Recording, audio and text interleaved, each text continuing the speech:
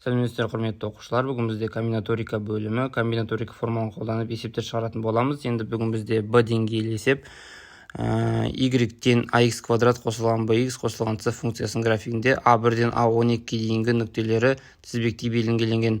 Біріншісі бізде ұштары осы нүктелерде болатын кесінділер санын табу қажет. Енді бізде кесінді болғандықтан оның екі ұшы болады.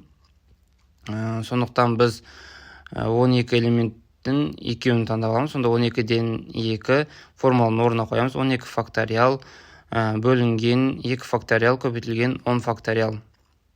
Енді осыны есептеп шығаратын болсақ, бізде 11 көбейтілген 12 бөлінген 1 көбейтілген 2 деген жауап шығады. Сонда біздің жауап 66 екен. Келесі бізде екіншісі төбелер осы нүктелерде болатын үшбұрыштар санын табыңыздар.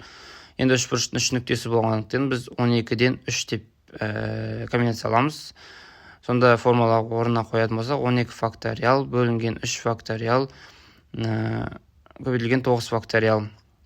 Енді осыны есептейтін болсақ, бізде 10 көбейтілген 11 көбейтілген 12 бөлінген 3 факториалдың жауабы 1 көбейтілген 2 көбейтілген 3. Сонда барлығының жауабы бізде 220 болады екен.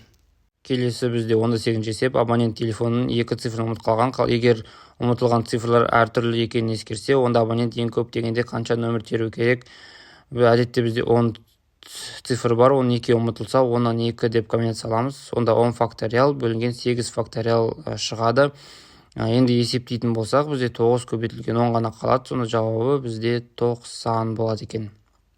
Келесі барлық цифрлары әртүрлі болатын қанша 4 таңбалы сан бар. Енді біз сол үшін 4 ұяшық сызып алуымыз қажет. Енді біз әдетте бірінші санға 0 қоя алмаймыз.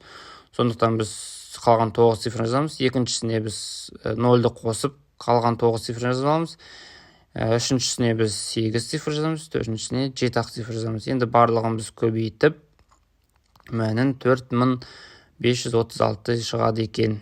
Ал енді құрметті оқушылар, видео ұнаса лайк басып, комментарий жазып қолдап отырыңыздар.